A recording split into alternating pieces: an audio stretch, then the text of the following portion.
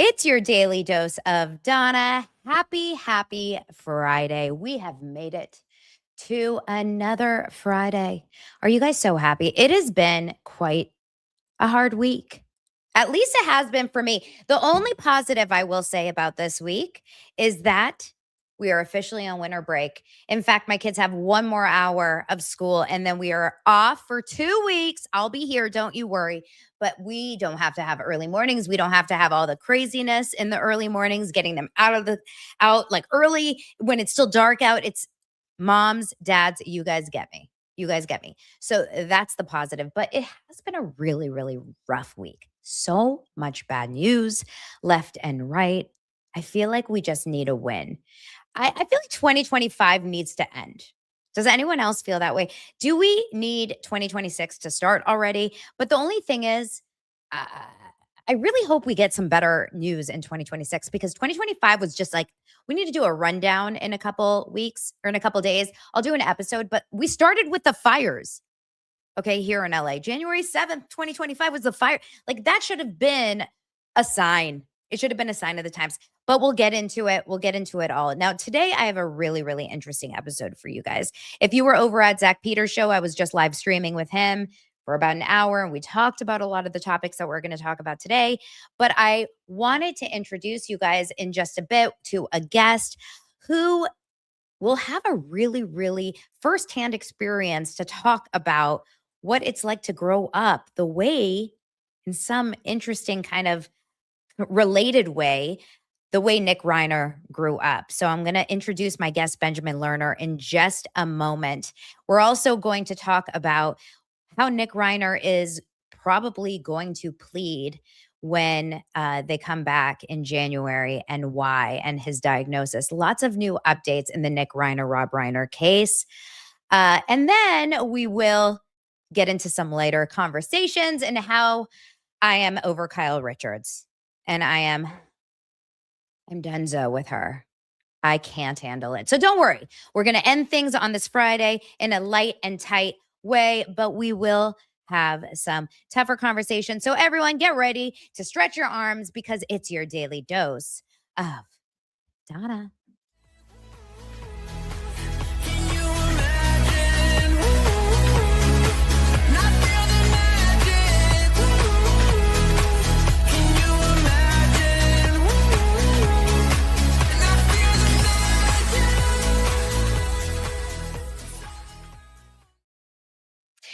So thank you guys so much for being here. And of course, thank you so much for subscribing and liking the feed. It actually really helps. I have to say it really helps when you guys do that. It helps other people find the show and other people just to learn about Daily Dose of Donna. I know that that sounds kind of silly to ask you guys to like it, but it actually does make a big difference. So yesterday I was just kind of going on a walk and, doing my thing with the dogs. And I got a DM from my friend, Eliza Rosen. She's been on the show many times, a producer, podcaster. She sent me a DM and we always trade things back and forth. And every time she sends me something, I always watch it because, you have those friends that send you just garbage. But this one, she always sends me good stuff. And she sent me a DM of a reel that my guest, Benjamin Lerner, who you guys will meet in just a moment, that he posted. And I'd never seen him before. And it just really was fascinating for me. So much so that I reached out to him. So I'm going to play it for you guys first, get an idea of why I reached out to him and I wanted him to talk to you. And then I'll explain to you with him why I think it's so important that you guys get to meet him and hear a little bit more about him. So his name is Benjamin Lerner. Here he is on Instagram. Everyone go follow him, Benjamin.Lerner. And this was the reel that I had seen. A valid point, which is, who are you to say anything about what happened in the Nick Reiner and RHOBH Reiner and Michele Reiner thing? What insight do you have? Who are you to judge? Well, in addition to the fact that my aunt's best friend's sister is Michele Reiner and it's taken a heavy impact on my family, I, like Nick Reiner, am a direct descendant of Hollywood royalty, a little bit more removed than him, but my great-grandfather's Irving Berlin. I, like Nick Reiner, am a heroin and cocaine addict born into an upper class family who had multiple inpatient and outpatient rehab stays and multiple psychiatric interventions due to my mental health issues and mental illness. I had multiple crash outs, literally and figuratively, with my family where I destroyed their property like him. I crashed cars. I stole lots of money from my family and did incredibly selfish things. So when I talk about him needing accountability, I'm talking about the accountability that saved my life when I was forced to deal with the consequences of my addiction. And the fact that my addiction and my mental health issues did not mean that when I crashed my car or stole money from my family, that I was not to blame. I was to blame for that. All of my privilege didn't matter. All of the treatment stays that my family paid for didn't magically cure me or make me want to address my mental health issues or find stability in recovery. And I'm not saying he's a monster. He did a monstrous thing.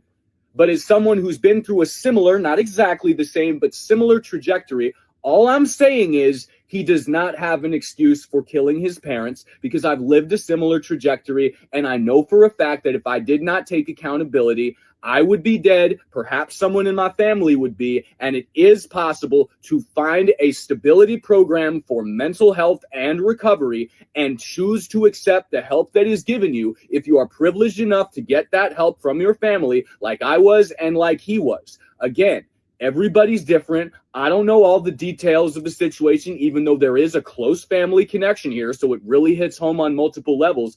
But the truth is that even with all the differences, my point remains.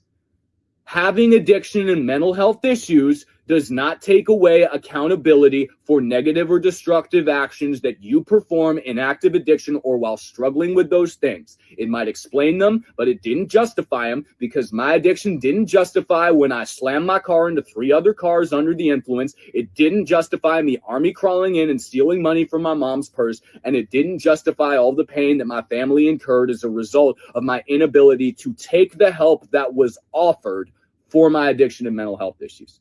That's it. I'm not judging him. I'm not calling him a monster, although what he did was monstrous and requires accountability. Addiction or mental health issues or struggles or not. That's it. Hard stop. Agree to disagree. God bless y'all. One love. It's the hard truth, but we're going to hear from Benjamin Lerner. Welcome to the show, Benjamin. Happy to have you here.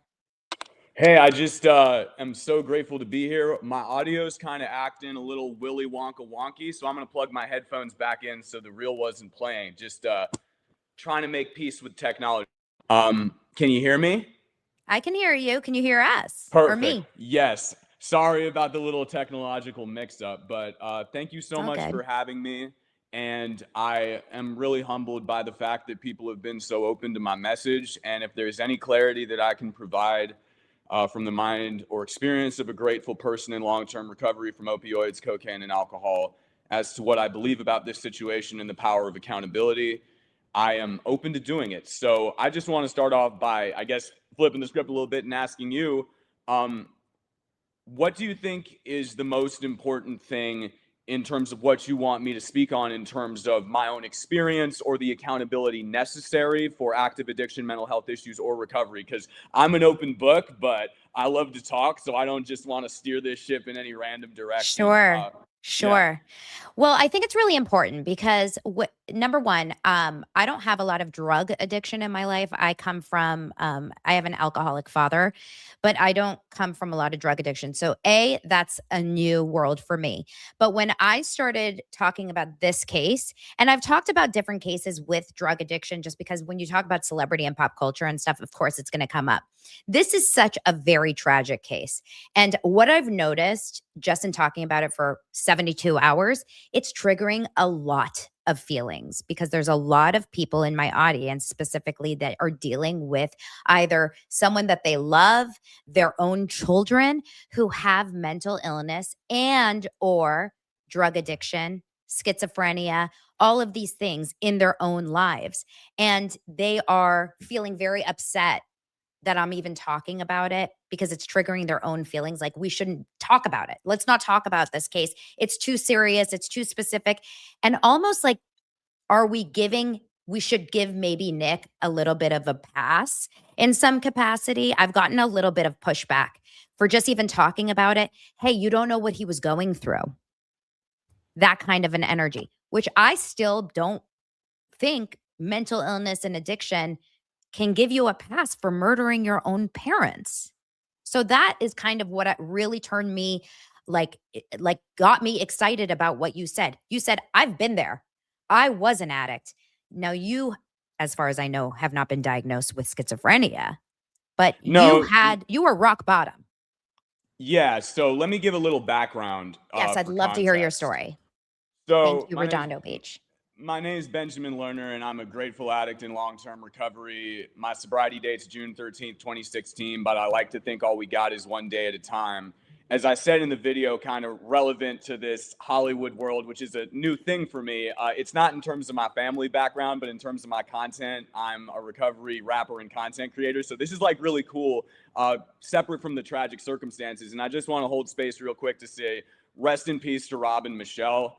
My family connection with that is that my great-grandfather is Irving Berlin, and my aunt on the Irving Berlin side is best friends with Michele's sister, who actually spoke at my grandmother's funeral, and we both cried together over the loss of my grandmother. May she rest in peace. Mary Ellen Barrett, Irving Berlin's daughter, who wrote the daughter's memoir. And so, you know, when I was there crying about my grandmother, she never struggled with addiction. And I want to make it clear from the jump, because we're talking about family trauma and like Hollywood legacy families. And even though I'm not as closely related in this instance to Nick was to Rob, Irving Berlin is a very omnipresent figure in my life and shaped my experience. But I want to make it clear, my trauma was not based on my family. Nobody's life is perfect, but the Irving Berlin experience for me was pressure to live up to his legacy, because I'm a journalist and I'm a musician, as is my family, a lot of musicians and journalists, but my parents were lovely.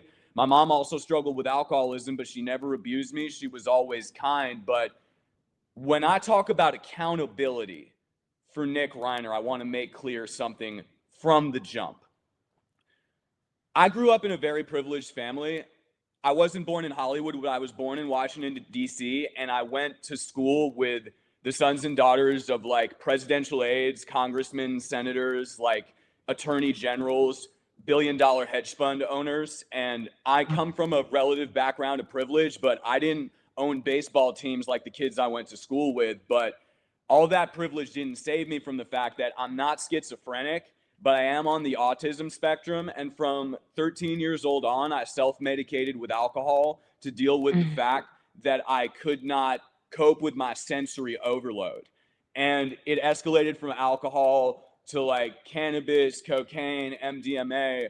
And towards the end of high school, I got into school by the skin of my teeth at the University of Miami, where my cocaine and alcohol use went from habitual to like super addictive. And less than a year and a half later, I slammed my car after stealing hundreds of thousands of dollars from my family by forging checks from the college account that my grandmother, may she rest in peace, set up for me. So when accountability comes into the picture here, my family discovered that I had stolen hundreds of thousands of dollars from them. And this is before heroin or crack or fentanyl ever comes into the picture. When I crashed my car into 3 other cars, even though I'm neurodivergent, have immense anxiety and a lot of emotional trauma, some brought on myself from my addiction, some from my parents' divorce, all that, and it's all relative, I understood that I had full agency in drinking and doing that. Like, I didn't blame it on my addiction. It was like, if anybody else got hurt in that accident, like, I was still to blame. And there's a reason for why I stole that money from my family to medicate. But that did not justify the fact that, separate from the hundreds of thousands of dollars I stole, I had broken their trust and kept them up late at night. And then after that, I got my wisdom teeth removed. In the short millennial term here, but Spark Notes version, is that within 3 years, it wasn't suburban anymore. It wasn't dropping out of college in like DUI, crash, reckless endangerment court cases. It was shooting heroin and smoking crack in a one bedroom little dirty apartment I was blessed to have in San Francisco on the streets of the Tenderloin, and then shooting fentanyl-laced dope in bandos in Baltimore and like stealing more and more money from my family. And much like Nick, and I want to make it clear, our experiences are different. Like you said, he has been diagnosed with schizophrenia, but it's the same upper class privilege, not just in terms of socioeconomic background, but connections. Like, My dad's father was Max Lerner, the syndicated New York Post journalist. Like, my dad has photos separate from Irving Berlin. That's where the Lerner side comes from. And I ain't here to name drop, but, you know, it's a Hollywood podcast. So it's important. Yeah. So people know the context. Like, separate from the family thing, like, my dad was 20-something years old, writing for the Village Voice at the trial of the Chicago Seven, sitting next to, like, Allen Ginsberg and Jean Genet. And, like, the intellectual aristocracy, I'll call it what it is, not big up in myself, just being real about the pressure I was born into, that was there. And I understand what it's like to live in your family's shadow and be insecure that you're the black sheep. Because while the rest of my family was like talking about their Harvard degrees and polishing Irving Berlin's Oscar statue and singing White Christmas around the piano, I was shooting dope or throwing up from being dope sick in the bathroom. And there were a lot of heated confrontations that I brought on myself. It's not like poor me. It's like I chose the wrong way to cope with my issues. But when I finally got sober, it wasn't like, oh, I'm a monstrous person. I did monstrous things, less so than Nick in terms of this violent, tragic occurrence that we can definitely deconstruct. But like, it wasn't, you're a horrible person for these things you did. It was, I deserve to take accountability. So beyond the tragedy that he is 100% accountable for, when I talk about the power of taking accountability, as someone who had a privileged family who paid for all these treatment stays, psychiatric and psychological interventions, the biggest blessing that I got was when I took accountability and I was like, separate from all the pressure of my family, the trauma, the alcoholic history in my family, separate from the pressure, all this stuff, I deserve to pick myself up and get sober. And so it's like the tragedy, separate from the immense tragedy of the murder, is I don't think it's good when people say that regardless of schizophrenia, bipolar, autism, ADHD, an amalgam of those things, it's like when you say that someone, because they have mental health or addiction or both of those issues, like that's a mitigating factor in this murder. It certainly is, but we can't hold space for that to be okay. Because if I had crashed my car and hurt someone or, God forbid, killed someone when I was 20, I would be accountable for that. I was accountable for crashing my car, and I'm not here to demonize him or make him more of a monster than he is. The actions speak for themselves. But in order to get sober, regardless of what path it is, there has to be accountability. And honestly, beyond the legal accountability, which he's going to have to face, I hope for his own sake that whatever institution he's in, however it pans out, criminal mental institution, jail, whatever, that he takes accountability in there for the sake of his own sanity and mental health. Because that's what recovery is. It's not just for the family. It's for us. Because I took accountability and that saved my life. Wow. Okay, Benjamin, you should be a motivational speaker for this. Do you do that? I do motivational speaking. I go around to like recovery rap events and I speak, and that's what my platform is. And that's why I'm excited a little bit to be out of my wheelhouse here, because it's mostly just recovery rap and recovery reels. But I do a lot of speaking and I'm open to doing more. So what I'm noticing from you is, do you mind me asking what your age is? Yeah, I'm 34. 34. Okay. You're the same age as Nick, pretty much. Yeah, I'm 2 years older. 2 years older. So you guys are literally almost the same age. You grew up in similar worlds. He's obviously much more LA center. His father is like Hollywood, true Hollywood royalty. But you have essentially the same resources. Now, you got involved into alcohol, same as him. He was in rehab, I want to say 14, 15 years old. You guys both went on that same path. Why?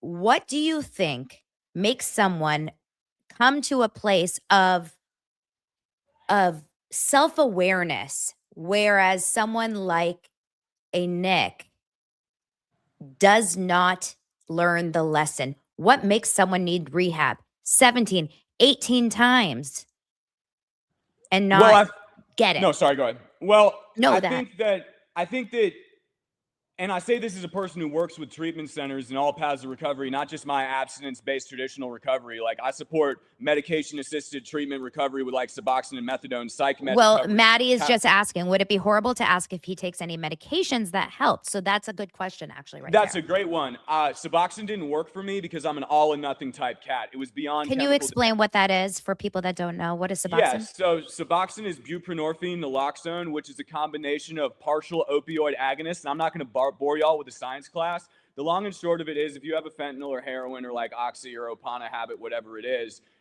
it makes it so you're not dope sick. So you're not chemically abstinent, but it's making it so you're not throwing up, you're not getting restless legs. And for a lot of people who either aren't ready to go through the dope sickness, agonizing withdrawal process, or they have a job, they have kids, they got to do outpatient rehab, Suboxone and the long form extended release Sublocade or methadone, which is another not very euphoric but opioid agonist chemical that can make people not go through withdrawal, is a pertinent solution that can help people get through that. I had the privilege of going to inpatient rehab when I was finally ready to stop. And the reason I was ready to stop wasn't any huge moral imperative. It was because I was shooting 2 to 3 caps or bags of fentanyl-laced dope in every shot, and I was getting physically high, but not emotionally or spiritually high anymore. And what I mean by that is that, to take it back to the mental health piece, I want you to picture me at 3 years old at Toys R Us, having like a charmed, blessed life before my parents split up. Like, they're taking me to get like, you know, a little toy, but I'm hearing all these sounds and internalizing all these sensory overload things that are overpowering me to the point that I was screaming with my hands under my ear, over my ears under a table. And for the rest of my life from that moment, consciously or otherwise, I was screaming out to just try to block everything out. So when the dope, my external solution to block this anxiety out and find an artificial sense of equilibrium, was no longer there, and those feelings came back, I had been to treatment before. But I think the key thing to speak, and I want to do this caveat, like, not you, but like, if there's a real clip of this that gets circulated, don't gotcha journalism me. I don't have my chat GPT in front of me. I don't know all the quotes, but I think it was a Vanity Fair New York Times piece where it spoke on a dispatch that Nick said in one of his longer-term sobriety success stories before this tragedy. I don't know the exact timing, but he was over at an inpatient treatment and then long-term sober living in Maine. And when he was calling like his friends or his family, he said, "This isn't working for me. Traditional recovery isn't working for me. I want to come back home and I just want to go back to smoking weed and taking pills in moderation. I don't know how to cope." And for me, beyond any big moral hallelujah sky opening up, and I am a man of God, I'm a man of faith, so that is part of my story, but atheist, faith-based or otherwise, my moment of reckoning was like, not, I need to stay sober because I'm a bad person if I don't. It's, I deserve to face my underlying issues and not get trapped back in that cycle. It wasn't pull your pants up and become responsible, young man. It was, I don't want to deal with being dope sick anymore. I don't want to deal with the chaos and the pain that I'm bringing on myself, separate from my family. It was a selfish decision for me to get sober. Like, of course, the pain of my family was weighing on me and disappointing them and all those multifaceted things. But when I went to treatment in Pennsylvania on June 13, 2016, and I got in that druggy buggy, and then halfway through I wanted to leave and decided to stay, I just didn't want to wake up dope sick, hungover, or afraid anymore. And I thought that I was deserving of the peace that came from taking that accountability and working on myself and making that the high. So separate from any institutional thing, treatment can help, psychiatric intervention can help. I believe there has to be a certain amount of intrinsic accountability where there's a switch that flips. You can call it spiritual, mental, neurological, or otherwise, where it goes from I want to use drugs to escape to I want to escape this self-perpetuating pattern and take accountability so I can have a better life. And the tragedy is there's no way to perfectly catalyze that. But I think reframing it in a conversation of, yeah, you got mental health issues. Yeah, you got trauma. Yeah, you got deep chemical dependency and self-soothing tendencies. Like, that's valid. But recovery in every sense is also valid, not as a form of punishment, or because the lifestyle of using drugs isn't understandable, but because you deserve to take accountability and realize you're the only person that can save yourself. And the only reason I'm alive today as a father of two who's fully employed in long-term recovery isn't because I'm great or some kind of monolithic savior of accountability and recovery. It's because I stopped wanting to be dope sick and I started wanting to chase life. And I know that's not like a perfect clinical explanation, but when I talk about accountability, it's not just punishment, it's finding freedom and strength through accountability. And I think for families and for people in active addiction and mental health struggles, that's what gets lost. Sobriety and accountability is not a punishment, it's a gift. You are like on fire. I love hearing you talk, even for not addicts. Taking accountability, even just for anyone, is so important for anyone. Like, I want my 13-year-old to listen to you right now, and I'm going to have him listen to this podcast, because it goes for everything, right? When you don't turn in your homework, who's at fault? It's you. It's not the dog. It's not the kid. It's you. Okay, this is so important for everyone. You guys, make sure you're following Ben. I'm not letting you go, by the way. You're staying here. But make sure you follow Benjamin Lerner on Instagram. It's Benjamin.Lerner, I want to say. Is it Benjamin? Yeah, Benjamin.Lerner. Facebook's my primary platform, and I'm on TikTok and YouTube too. But if Insta's your primary, it is for a lot of folks, it's Benjamin.Lerner. Is it kind of the same everywhere though, Benjamin.Lerner? Yeah. I'll get your links and I'll put it in the show links after. I'll put it in the show links. For sure. Okay. I have a question for you about your family, how they handled. Number one, siblings. Do you have siblings? I'm an only child. Okay, so you didn't grow up like in the shadow of your older brother, like maybe Nick did, feeling like he wasn't as good as his older or as loved as his younger sibling. You were the only child.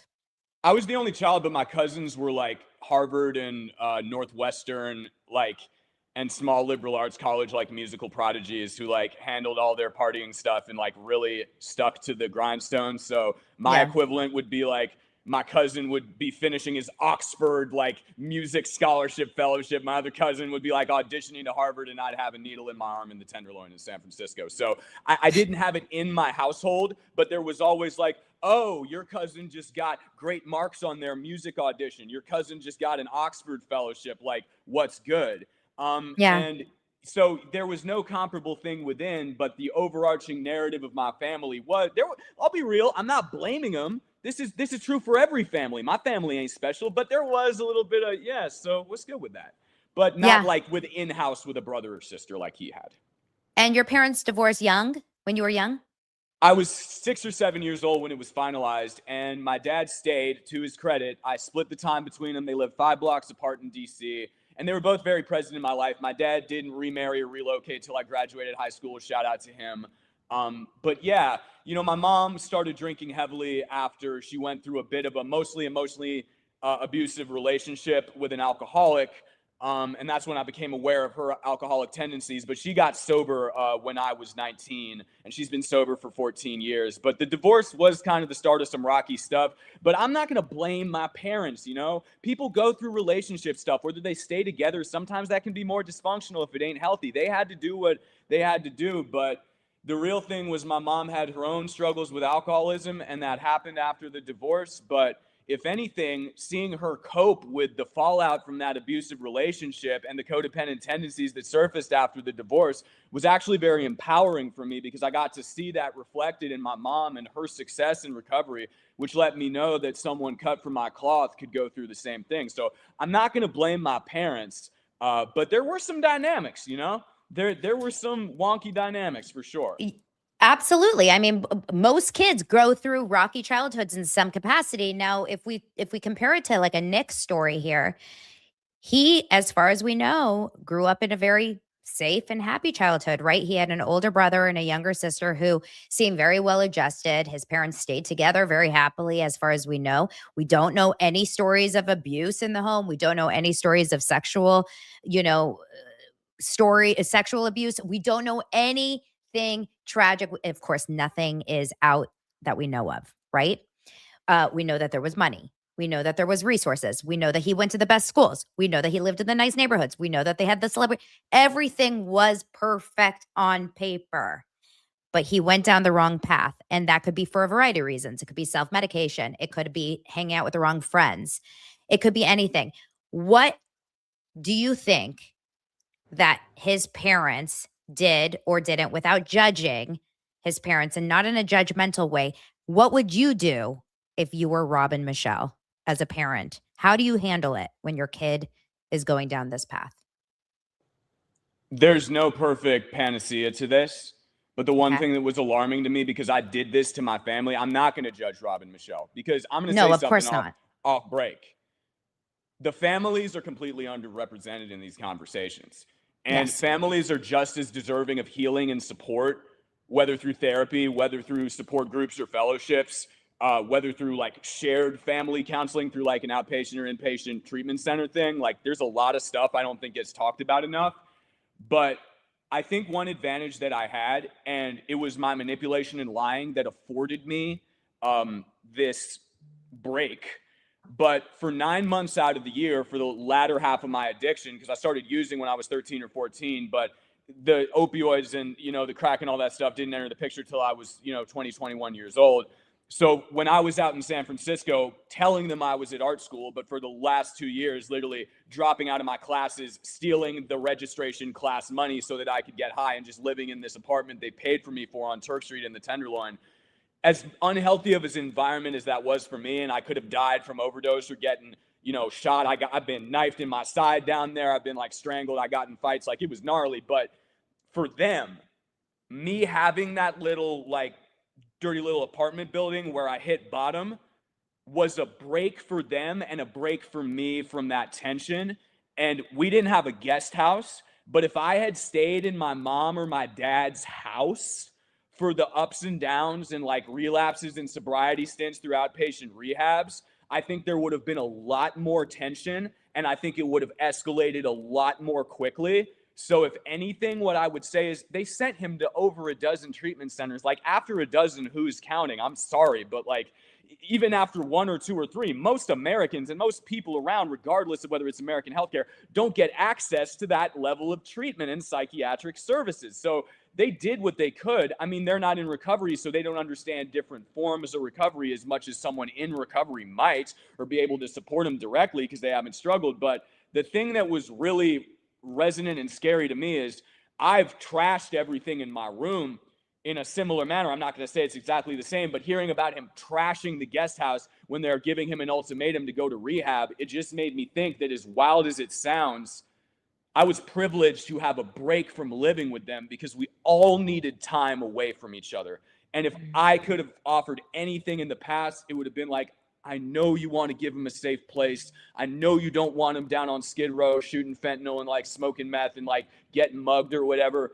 I don't know what the story with that is, but I don't think he should have been right there. I don't think that's helpful. And I think that there's ways to, whether it's through a treatment program, whether it's a 5150, although that's a controversial thing, get that separation where the family and the addict or mental health struggling person can have a break to digest their own trauma and feelings so that the tension doesn't escalate to that degree. That's the only thing that I would say is if you have someone who is that level of mentally unstable or struggling on and off with addiction, maybe some space would be a good thing to do, whether that's kicking him out or finding another place for him to stay. Because when I heard about that, I was like, that's me. And I want to make it clear.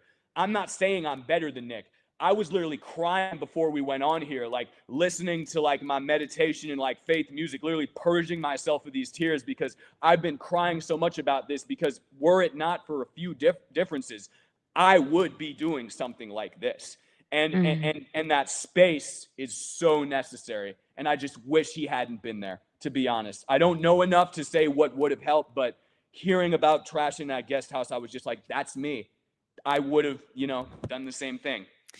You're hearing a lot of stories that are coming out now. And of course, these are from, sources at the party, unnamed celebs that were at the party that are saying straight up, and you can take this with a grain of salt, but there was an article just today on page 6 that are saying that, this is actually breaking news that just came out on page 6, but it's saying that, let me pull it up. That Conan O'Brien stopped guests from calling 911 on Nick Reiner during the explosive fight with Dad Rob at the holiday party. So clearly the fight was that bad that other guests wanted to call 911. It was that bad. There's also stories that are saying that he truly was scaring Rob so much that Rob Reiner was telling other people, I'm getting scared for my life. this is what the article says. Petrified RHOBH Reiner made a shocking confession about son Nick at Conan O'Brien's party, is what the story says. Sorry about all these ads that pop up. It says one of the A-listers in attendance left the memorial service. There was a small memorial service on Monday, and said that Rob said, "I am petrified of Nick. I can't believe I'm going to say this, but I'm afraid of my son. I think my own son can hurt me." Now, of course, these are unnamed sources. We can take it with a grain of salt. But if Rob actually had that intuition, we've all had those intuitions about those scary people that you walk by on the street or whatever. You have to sometimes listen to those intuitions. The fact that if he did actually vocalize this and said it to himself and said it to a friend or to a buddy at the party, the idea that he went home, I saw another person say this, a podcaster that does like a crime podcast. They're all elderly. I mean, 78 years old, this man, Rob, and his 68-year-old woman. These are seniors. They went home and slept with a man they were scared of. Yes, they were blood. Yes, he was their son. But if that is true, they went to bed with someone that they felt somewhat unsafe with. It's so tragic. That should not have happened. And it's so sad that it did. This man also said, if this is true, what TMZ is saying, that up until this tragic attack, Rob was paying $70,000 a month for some sort of psychiatric treatment for the son, who was given these medications, these changing medications, because I guess he was getting these violent, erratic outbursts. But he was living at home with these violent outbursts. It's grounds for, like, it's just tragedy waiting to happen. Let me tell you a story about why I think it's important to have space with family members. Yeah. It wasn't a Conan O'Brien party, but it was a San Francisco environmental justice journalist, Max Lerner's son, Steve, my father. Shout out to you, Dad. I know that, this type of podcast ain't your deal. You're probably reading the Times and like reading about, environmental justice stuff, but shout out to you. But I was in San Francisco in 2016, a couple months before I went to treatment, and I had stolen the money from, the Academy of Art classes, and I was feeling myself. I had enough black tar and crack to like not just get me out of bed, but get a haircut, actually shave, actually eat something besides Top Ramen, buy a nice shirt from J. Crew and like go up there. So my dad was having this party and he invited me up. I bought this nice bottle of like Cote du Rhone red wine, and I'm walking through, fresher than I've been, track marks covered up with the sleeves. And I was geeked out of my mind on heroin and crack. And he kind of took me aside and he's like, "You didn't have to do this." And I thought he was talking about the wine. And I was like, "Oh no, it's all good." He's like, "No, like you didn't have to come when you're like this."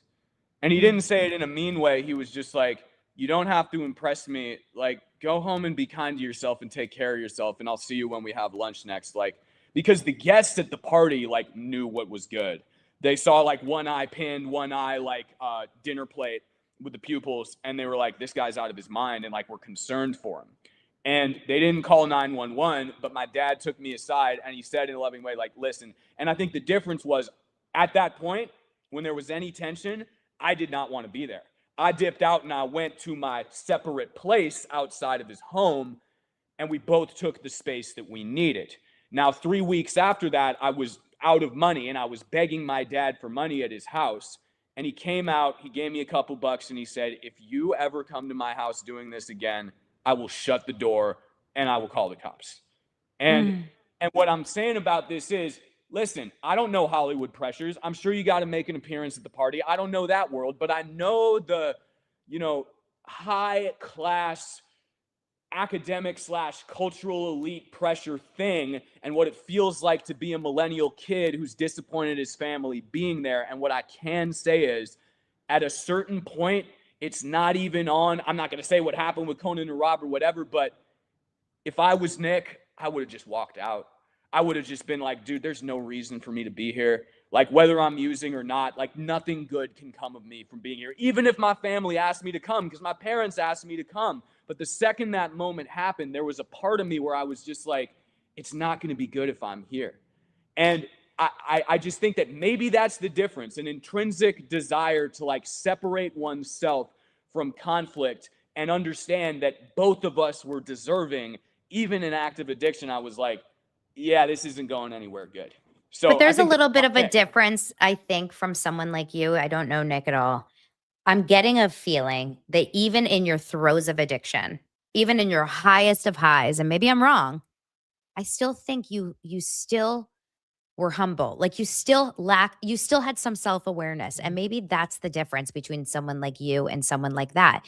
Because he was, it sounds like, instigating the fight. It sounds like he was acting up. It sounds like he was causing the drama from what we're reading in the press. And it seems like you were like, I don't want to cause the drama. I want to remove myself from the situation.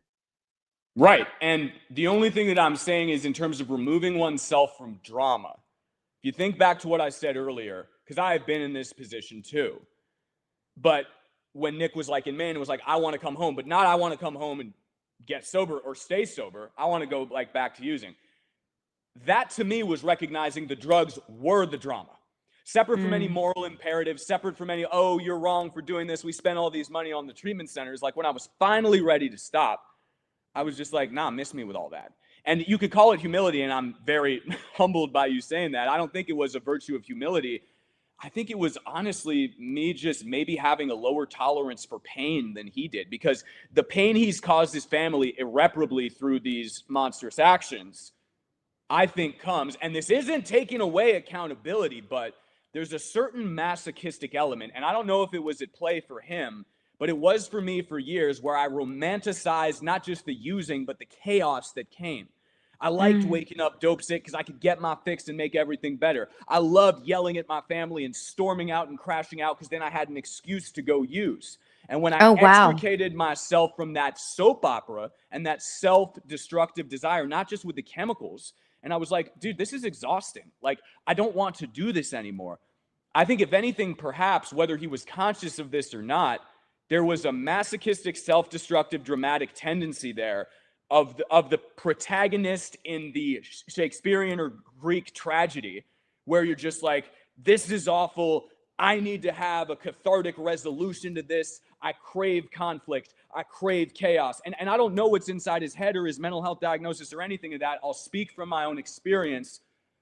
There were points of clarity where my life could have made a far left turn in terms of violence, property destruction, going to jail longer than I did, the couple days or like arrest where I was when I didn't do any serious time, where it could have gone much worse, where I was just like, I don't deserve to put myself or anyone else through this. So maybe I just wasn't as caught in the vitriolic ember and flame of like anger and passion and retribution and wanting acknowledgement. And I don't think it's because I'm a better person. I just think I got tired.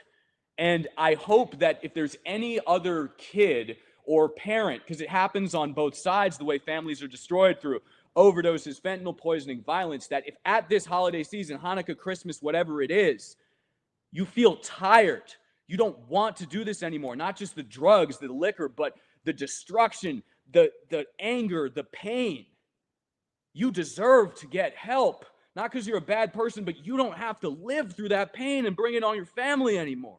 That accountability and that piece is there. And maybe, just maybe, separate from the diagnoses, the Hollywood, anything, I just didn't want to deal with that anymore. But when you're caught up in that anger and that mental cycle, I've been there too, when I'm yelling at my family, coked up, barred out on Xanax and drunk. Like, it's a drug within itself. An anger is an addiction. Cathartic rage is an addiction. And that in and of itself is a tough cycle to break that I don't think gets spoken on enough. So that's just my take. Like you say, take it with a grain of salt. But I just wish he had walked away and been like, this isn't necessary and I deserve better. 100%. 100%. And I really, truly, I really commend you for telling your story and sharing your story. And there's always going to be people out there that are going to say, yeah, but you didn't have this schizophrenia, and yeah, but you this and you that. Well, no one's story is exactly the same, but just you were an addict. You were an active addict and you chose the path of sobriety. You chose the path of accountability. And that is huge. You're such an inspiration to me, to so many people here in the audience. Your best friend Liz says, my God, he needs to write a book, make a documentary, a song. He's a gifted communicator. Benjamin, what are you working on right now? Tell us everything. Well, apart from my 2 sons, Jude and Max, and my beautiful fiance, Alex, and enjoying time with my family here in Vermont, that's my number one thing. I do daily content on all platforms. One rapper, melodic song. I have an arts fellowship at a studio here with a Grammy-winning engineer, Old Mill Road Recording in Vermont. I do shows all around the country. I just dropped a new song. I got dozens of songs out there. They're all pretty recovery focused. But, you know, I like to think that everybody's got their own journey, and whether you're a family member of someone struggling with addiction or, you know, struggling with mental health issues, there are pertinent topics there. And I haven't written a book, but I've written 235 or so autobiographical columns that were published in local publications here. And shameless plug, if you want to read more about my story, it's free.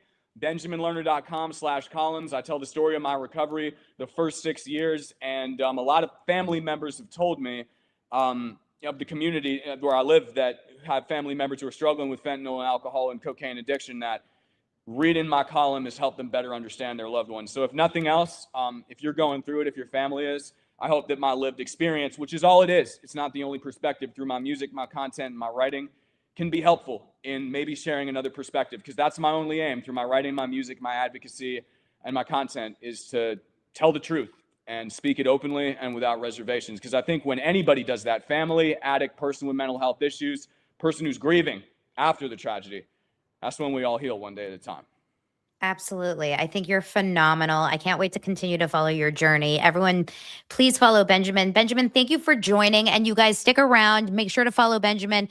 Benjamin, I'll talk to you soon. I'll send you a message. Thank you so much for being here. God bless Bye. you. Big love. Bye. Happy holidays. See you. Have a good one. Oh, he's wonderful. You guys stick around here. We're going to continue the story about Nick, some more updates about his mental health, about the schizophrenia, and about how he's going to plead, according to TMZ and a few different news articles. We're going to talk all about that. And I did want to bring on Benjamin. I'll explain everything and why I wanted to bring on Benjamin. But of course, I want to shout out our sponsors, a couple of different sponsors. First of all, Wayfair. Okay. If you are planning to host for the holidays or just hang out at home for the holidays like I am, you want to be in a comfy home. You want your home to feel good and look good. So just remember, the holidays are here. So get what you need fast with Wayfair. From bedding and linens to decor for every room in the house, Wayfair is your one-stop shop. Last minute guest prep, refresh your guest room with bedding, throw pillows, and accent chairs for way less. There's something for every style in every home, no matter your space or budget. Wayfair makes it easy to tackle your home goals and gift list with an endless inspiration for every space and budget. Get last minute hosting essentials, gifts for all your loved ones, and decor to celebrate the holidays for way less. Head to wayfair.com right now to shop all things home. That's WAYFAIR.com. Wayfair, every style, every home. And we are also sponsored by AG1. As you guys know, I'm a wellness girly. My morning routine is a daily micro habit, including AG1. It's not just another supplement. It supports the whole body health in one scoop. I love to just include it right after my coffee. You're supposed to drink it on an empty stomach. Well, you're not supposed to drink it anyway. Honestly, you're supposed to just put it in your body. Okay. You do you.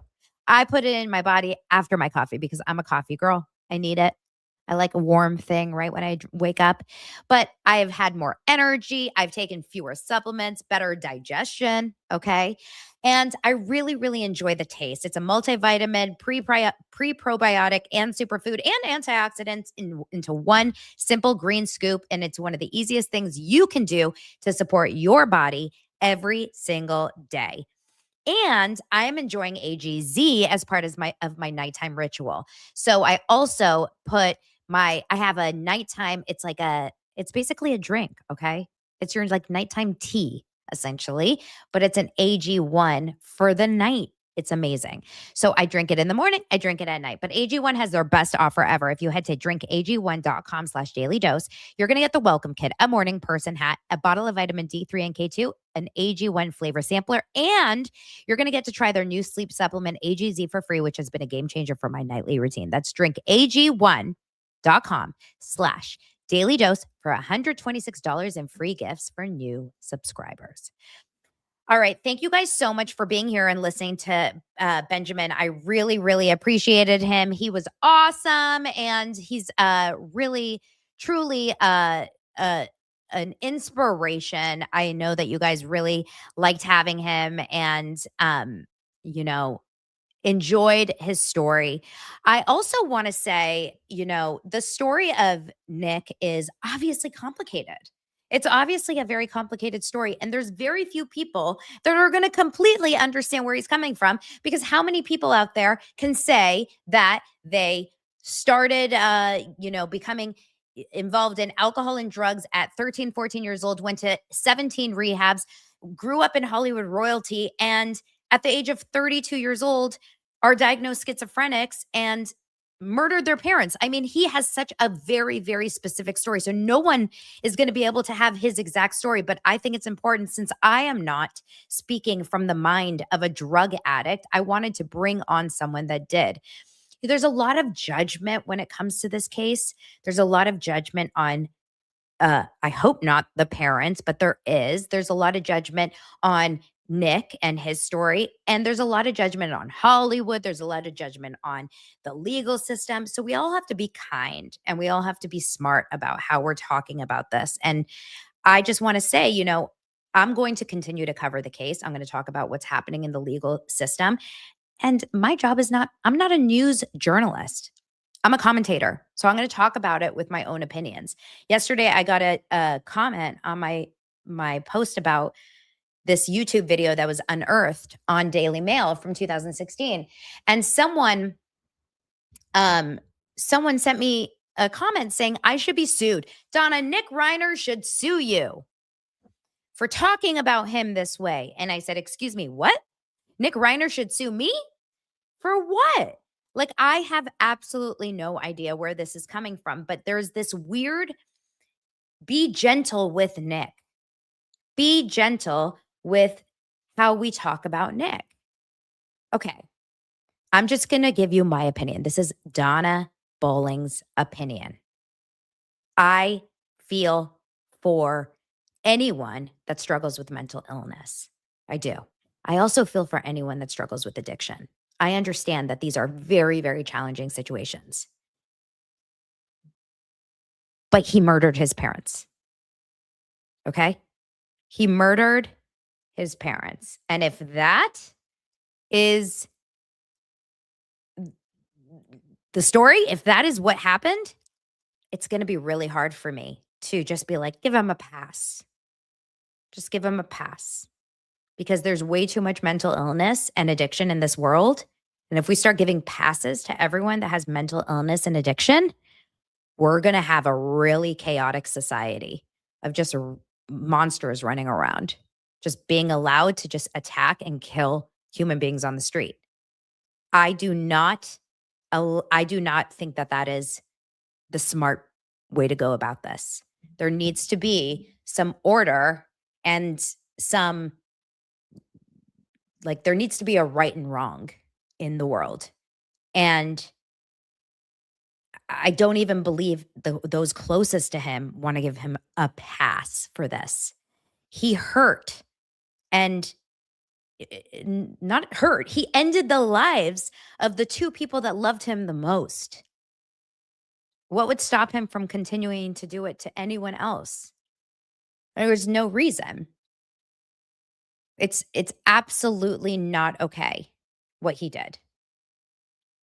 He needs to be punished. He needs to suffer the consequences of his actions. I will not be giving him a pass. You can hold two truths. There can be two truths, right?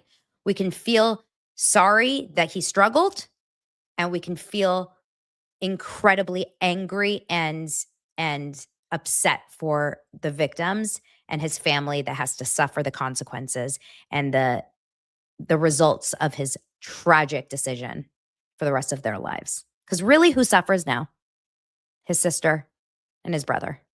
That's who suffers the most. And his parents, who don't get to see their grandkids grow up. I mean, that's who suffers. It's just awful. So I'm not like gentle parenting around Nick anymore. We're not doing that here on my show. I'm not doing that. So if that's what you're looking for, like maybe if this show triggers you, then I'm sorry. I'm not gentle parenting Nick Reiner on Daily Dose of Donna. Okay. TMZ, our favorite, sorry, is reporting, and we will play it. Everyone breathe. We will be playing Harvey Levin. I was about to say Harvey Weinstein. Can you imagine if all of a sudden Harvey Weinstein is the spokesperson for TMZ? We will be playing Harvey Levin's take on this. And look, we can blame TMZ for a lot of things, but they do have an in sometimes on certain things that other journalists don't. So it's possible that they do know this. Here is Harvey Levin's take on Nick Reiner and whether or not he will plead not guilty. Now, I do want to say a personal feeling and personal thought for Nick Reiner. Sit up straight. I mean, not Nick Reiner. Harvey Levin, sit up straight when you do these. Does anyone else notice this? Why does he sit like this? Sit up straight. Thank you, Laura. She says the subject is very sensitive to some viewers. We prioritize mental health over views. So if you need, please log off and we will see you next live. It's like we're at Disneyland. If you are pregnant, please do not ride this ride. Here is Harvey. The information we now have, Nick Reiner is not going to plead guilty to these murders. He is going to plead not guilty by reason of insanity, and here's why. We have learned that Nick Reiner was diagnosed with schizophrenia, and he was under the care of a psychiatrist and receiving meds. His behavior in the month before the murders, and this is a quote from sources with direct knowledge, was erratic and dangerous. He went to an LA rehab facility in the time before the murders. He had been to a number, but in particular, this one that specializes in treating mental illness. It's really expensive. It costs $70,000 a month. Lots of rich, powerful parents send their kids to this facility who have mental illness, and Nick was there. In the 3 to 4 weeks, and this is so important, in the 3 to 4 weeks leading up to the murders, Nick's medications were changed. And they were changed because he was exhibiting more and more erratic and dangerous behavior. But when they were changed, they weren't right. And it was making him, as one source put it, crazy. And the doctors were trying to adjust the meds, but it wasn't working. And he was getting more and more erratic. In addition to that, Nick was abusing substances, and we're told the substance abuse worsened the schizophrenia. So all of this paints a picture of someone. In fact, these words were used to us by one of these sources with direct knowledge, that he was, quote, out of his head at the time of the murders. So based on everything I know, this is not going to be a case where they contest that Nick did it. I think they're going to concede it. I don't know that for a fact, but all of the dots that we now have to connect lead us to this is not going to be a not guilty plea, I didn't do it. This is going to be, at least at this point, based on everything we know, without saying more about sources, if I were a betting man, I would say this is a not guilty by reason of insanity. Okay, this is interesting. Number one, he's 75 years old, Harvey Levin. Didn't know that and just Googled it. Harvey Levin's 75 years old, and I just literally passed out in my mind. How is Harvey Levin 75 years old? What? That's shocking. Shocking. When I saw this, immediately the first thing I thought is Alan Jackson's already hard at work. It's not to say that he's not actually schizophrenic diagnosed. He must be. There must be paperwork that goes back, whether it's a week, a month, a year, I don't know. There must be evidence that he is diagnosed as schizophrenic. Alan Jackson didn't just make that up out of thin air. But they're already laying the groundwork for this insanity ruling, okay? That being said, Alan Jackson is working his magic already to go this route. Someone said meth can cause elements of schizophrenia too. I believe that when they arrested him, they probably did an immediate blood test, drug test. You guys tell me if I'm wrong, but I would think, knowing who he was, knowing the story, by the time that they arrested him that night, they probably had a pretty good idea that he was off his rocker, not, quote unquote, a little bit out there, drug addict, etc. I'm sure they did some sort of labs. I just don't know how long those kinds of drugs stay in your system. Had he just taken another hit that morning in the hotel room, that afternoon, that evening when he was in Exposition Park, my guess is he had some drugs in his system. I'm sure they're going to figure that out and they'll have some sort of evidence, especially if he was getting off withdrawals when he was not being medically cleared to show up for trial or for court on Tuesday. So they're going to have evidence of what was in his system, whether it was not over the counter, whether it was illegal drugs or prescribed medication. We're going to have more information. Dr. Drew said, that's interesting, Chicago. She says, I'm assuming she, because it's Chicago Marie, says, Dr. Drew said, if Nick was on meth, he might not even realize he did it until he came down. He said, meth makes you violent. And a lot of people also say that schizophrenia is so intense sometimes, especially drug taking and schizophrenia, that sometimes you get so wrapped up in your schizophrenia that you're not even aware of who you are in that moment. And then you come out of it and literally you don't know who did what in that moment. It's so tragic, you guys. It's so tragic. That being said, he probably should not have been a free bird. He probably should not have been free to roam the streets, free to walk through the home, free to go to Conan O'Brien's party.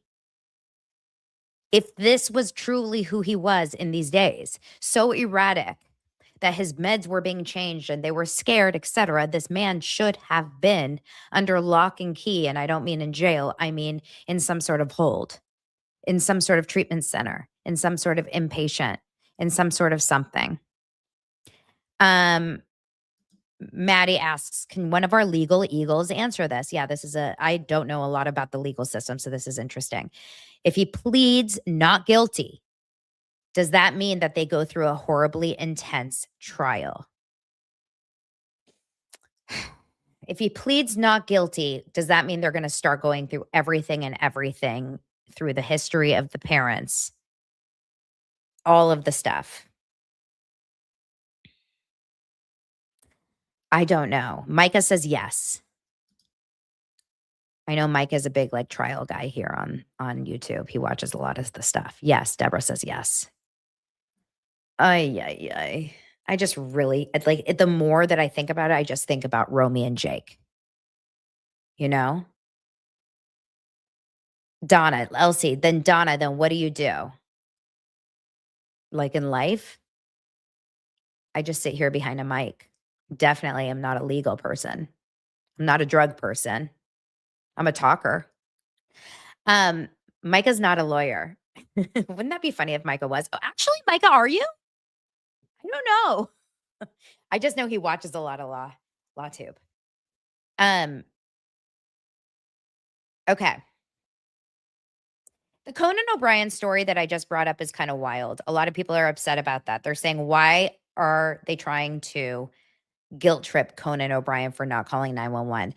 Listen, the news is newsing, right? The gossip rags are going to gossip. They're going to try to make everyone, it's saying Conan O'Brien stopped guests from calling 911. They're going to try to make Conan they're not going to try to make Conan look bad, but it's saying they got in an argument and Conan stepped in saying, it's my house, my party. I'm not calling the police. I don't think they're going to try to make Conan look bad, but it's just gossipy, right? It says when the shit was hitting the fan, somebody said, we need to call the police. The conversation was about getting this kid put into a mental health hold. But Conan said no. Shit. You guys, that's just sad. Conan will be an absolute disaster. He will be a disaster if this is true. An absolute disaster.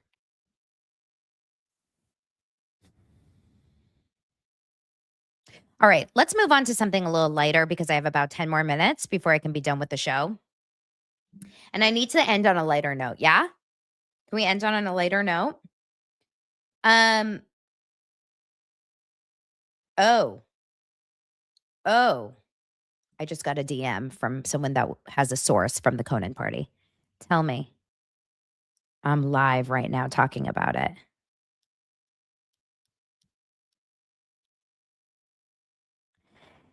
This person says, my Conan source says this is all bullshit.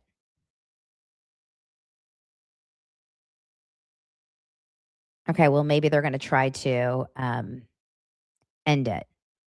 Donna, you didn't wish happy birthday to Bridget Mendler yesterday? You mean from Disney, Bridget Mendler? That's interesting. Okay. Let's keep going. Let's keep going. BS means bullshit. Special K says, what is BS? Okay. Beverly Hills 90210. Let's lighten the shit up. Yeah? Beverly Hills, what a thrill. I need to know right now. Who here watched? Who here feels ready to throw in the towel with Miss Possible Lesbian, Possible Not, Kyle Richards? Me? Party of one? Listen to me. Number one, I just want to share something kind of funny. So the party starts, it's Bose's house, right? Bose is throwing a singles matchmaking party because it's not Real Housewives of Beverly Hills. It's Real Single Ladies of Beverly Hills. All the women go over to Bose's house. They're all dressed in black in a funeral. It should have been a sign of the times that every single one of these single ladies are dressed in black. They go over to Bose's house to meet these bachelors. Now, two of the men that are bachelors, I went to high school with. This is the funniest part about it. One of them is Matt Belinsky. He's a great follow if you are conservative online. He is, I'm just going to call him out right now on Instagram. I went to high school with him. I've actually known him since 7th grade. He's the attorney that is, he's the attorney that was kind of like chatting with Rachel Zoe. And she's like, I'm not supposed to like be into these kind of guys, but I am. He was cute. But he was the one that called Dorit's dress sexy. So this is Matt Belinsky. He's the lawyer, right? I love Matt, but he's spicy. He has a podcast called The Prevailing Narrative. He's a lot of times he's a lawyer. He's very smart. He goes on Fox News a lot. He's a conservative commentator. Very, very like he says exactly what, you know, you feel like sometimes you want people to say. He's spicy, okay? Then we have Ben Glebe. Ben Glebe is another one. He's the comedian. I don't know a lot of the other ones, but Ben Glebe and I also went to high school together, and he is hilarious. And I went to elementary and high school with his younger brother, Ron. Their last names is actually Gleberman, okay? Could you ever be Jewish, more Jewish than Gleberman? And I love Ben. He's very funny. He's very pro-Jew. He's like, he gets it, right?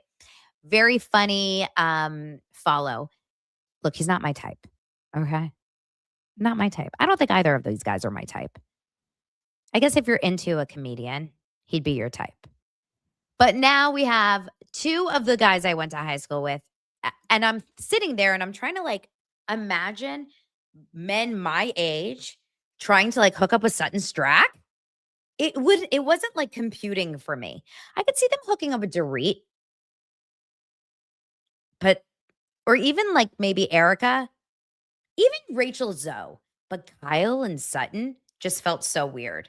Like Kyle to me has no sex appeal, literally no sex appeal whatsoever. She has a she's very closed off, Kyle. She's very closed off. She's not flirty whatsoever. She's very awkward. Dorit was so turned on. Like Dorit wanted to take one of these men home. She's like, I don't flirt with my, what I say, I flirt with my eyes. She was literally effing with her eyes. Sutton was so uncomfortable, she couldn't handle it. And Erica has no game. Who knew? Miss Vixen was like, I need a cocktail. It was so uncomfortable. It was really strange. Rachel's so cute. Rachel's a flirt. She was fine. But it was just a scene to give us something to do. But the real scene was later when they were all kind of chatting, and Kyle and Bose. We have Kyle, Bose, and Rachel talking. And then you realize right there, like, Kyle's kind of a mean girl. I felt it. I was like, Kyle's a mean girl because she's sitting there and Bose has done everything in her power to get Kyle to open up with her. She's like, Kyle, I love Bose. She's like, tell me what's going on. She has no problem making friends, this girl, Bose. No problem. She makes friends with Dorit, no problem. Rachel, no problem. This girl, no problem. Everyone, no problem. Kyle will not open up to Bose.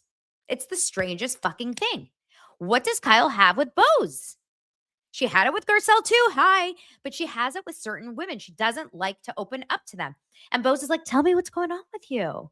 And Kyle's like, what do you think's going on with me? Just say what you think you want to ask. Just say it. And I'm like, why don't you give her an inch, Kyle? Like, we all know you fell in love with a woman. We all know that you were dating Morgan Wade. We know it. You said it. Like, we know it. Just give her so she doesn't have to seem like she's prying. Because if Bose said to Kyle, were you and Morgan Wade in love? Kyle would be like, what? No. Why are you even saying that? That's so weird. She would get all offended and strange about it, just like she did the last time they were all at Bose's house last season when Kyle freaked out and stormed out. So Bose is scared to even ask Kyle the question. And Kyle is so cold with her. I hate it. She's mean. Don't like it. She doesn't like that Bose is being Dorit's friend. She needs to get over it. Like, get over it. That's your own issue then. So we don't like her. I don't like her. She thinks Bose seems nosy. It's called a reality show. Like, everyone's nosy. They're all into everyone's business. I like Bose. I like Bose's energy. I don't know why. She's like, I'm a girl's girl. Like, I want details. That's me. I want everything. If I'm going to have a drink with you and you tell me you're going on a date, I want to know what color underwear you wore. You know what I mean? Like, I want to know what appetizer you had and how many limes you put in your margarita. I want details about your life. And just expect I'm going to ask them if you want to be my friend. I'm not going to be like, just give me the overarching story. No, I want to know, how many times did he ask you about your dad? Like, I want it all. So anyway, Kyle's so annoying. And then her whole story is that, which is like, I'm coming out. No, I'm not. I'm coming out. No, I'm not. I don't want to win, one to out for the third season. And I'm the mother of a bride. I am so bored with Kyle. Like, I could care less about Alexia's flowers. Couldn't care less.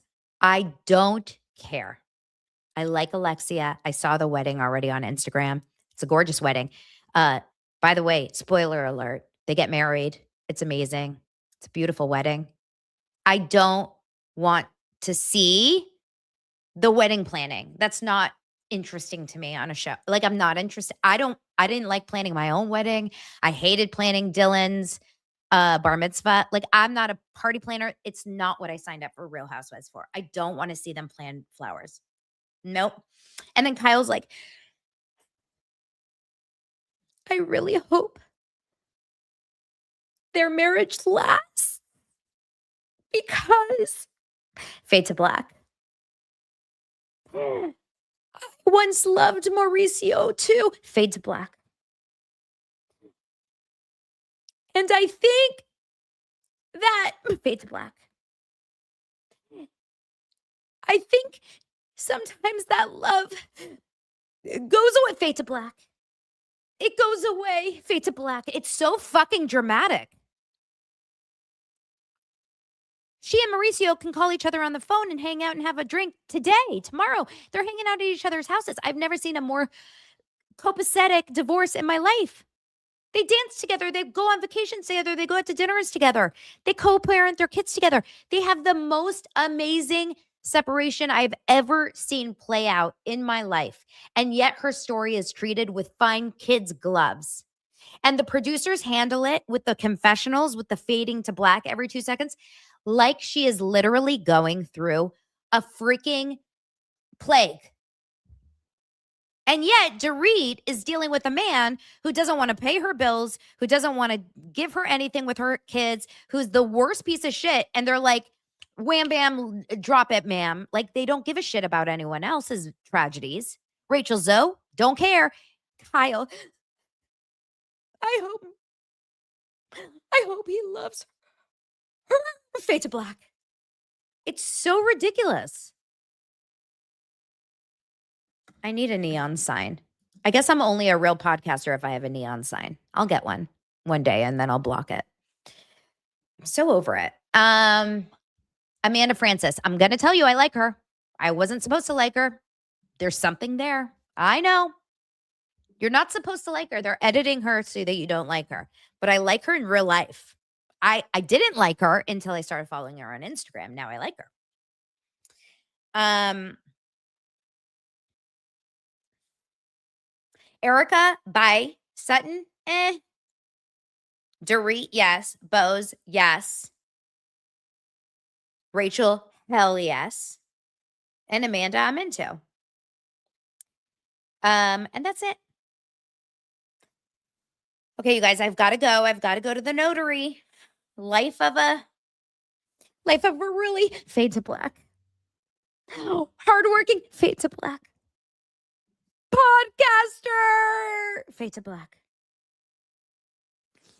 I love you guys very much. Oh, did Bose call her BS out? Yes. Well, she got edited, I think, really badly. She gave one line of money advice to Dorit. I'm sure there was a long conversation and they gave her one line. But then I saw her Instagram stories, which she was like, okay, I just watched tonight's episode. I understand. Like, they showed me giving really woo-woo advice. Like, she's aware. I think she's self-aware. I like it. I love you guys very much. And I hope you enjoy the rest of your weekend. Shabbat shalom, fade to black. And I hope that you guys have the best rest of your Hanukkah. We have night 6, 7, and 8. Tonight's night of prayer, I found out last night, I did this whole thing and I realized that last night, the night of prayer was for financial security, livelihood. And tonight's night 6, is for protection. Night 6 is for protection from harm, safety for loved ones, and protection for Israel. If you guys are Jewish and you're praying for Hanukkah. Night 7 tomorrow is peace in the home, peace in relationships, family harmony. We need that, right? And repairing broken connections. And night 8, which is Sunday night, is for purpose. Pray for redemption. That's personal and collective. Stepping fully into your life's mission. Okay? So keep that in mind all weekend long. And we will talk on Monday. Thank you, mods, my besties, Laura, Christina, Micah, Josh. I appreciate you guys so much. Thank you for being kind about my guest, Benjamin Lerner, talking about addiction. And everyone, happy Chanukah from Smokey Robinson. I adore you guys so much. I'll talk to you later. Love you. Bye. Fade to black.